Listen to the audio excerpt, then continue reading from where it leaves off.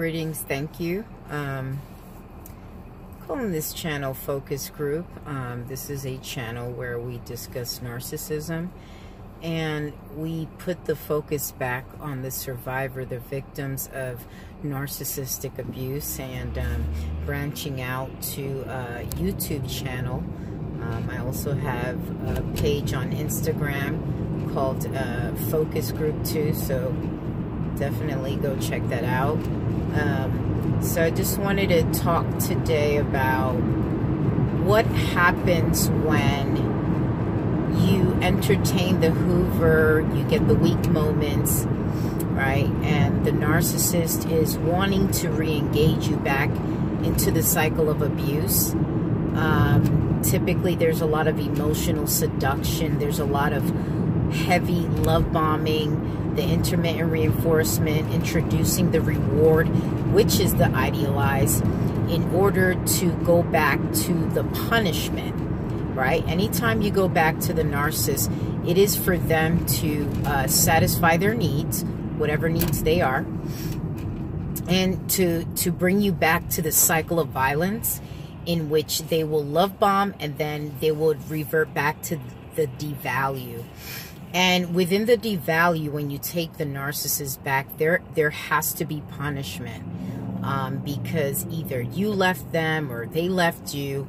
The point is, after the idealized, the love bomb is over, when you do take the narcissist back, they slowly, gradually start to devalue and punish you, and say smart remarks, a lot of degrading comments, physically assaulting you, just going back to that person that you really do not want to deal with. And so essentially the narcissist lowers you into a trap. The hoover is a trap. Okay, and half the time, a lot of narcissists, they're going to have the fake epiphanies. They're going to have the fake coming to Jesus moments. They're going to have the I'm sorries, the fake I'm sorries, right? They're going to start crying. I mean, everything they do, it's so that you can buy into their nonsense. All of that is just false. The apologies are false. The I'm going to do better is false. It's all fake. And I think a lot of survivors, victims, they want to believe the narcissist. They're like, you know what? He really seemed sincere. She seemed sincere. But again, they only do this just to bring you back to the cycle.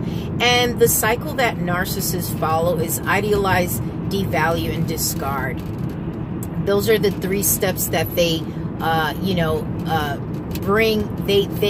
they implement these 3 steps with their victims. Sometimes they can go to idealize, devalue, idealize. Sometimes they won't discard you, and then they'll discard you, and then they'll bring you back in through the love bombing. So we need to be very careful and understand what will happen when you take the narcissist back.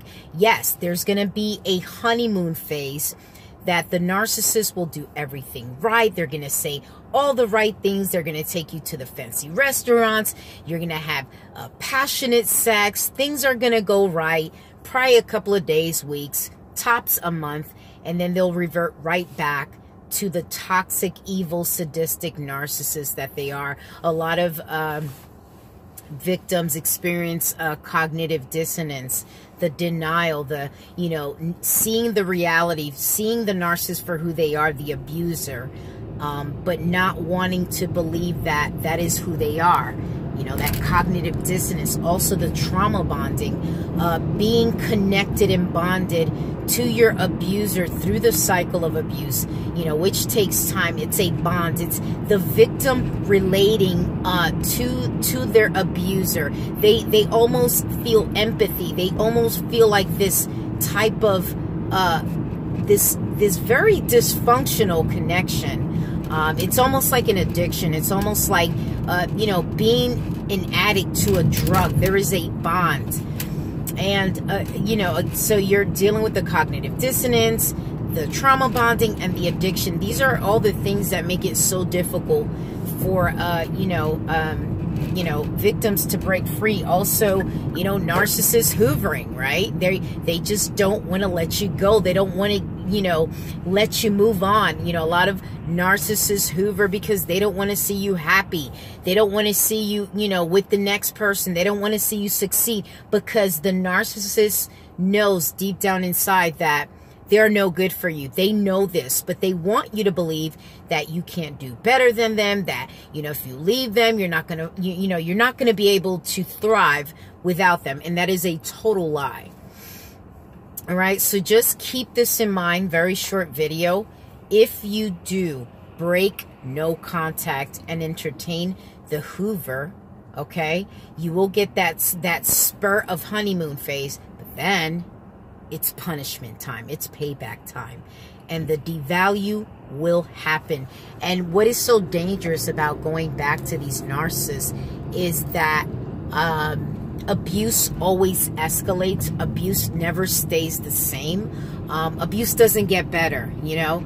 Let's just be perfectly honest. You know, you don't ever go back to the narcissist and things are just so much better. No, they're better for a short period of time. That's that intermittent reinforcement. Then they go back to the punishment. So please keep this in mind, to those who are having weak moments, to those who are contemplating going back.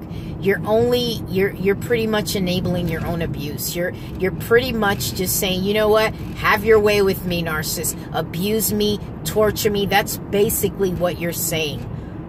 Just keeping it real and just keeping it 100 so that you can break free and be narc free forever. God bless.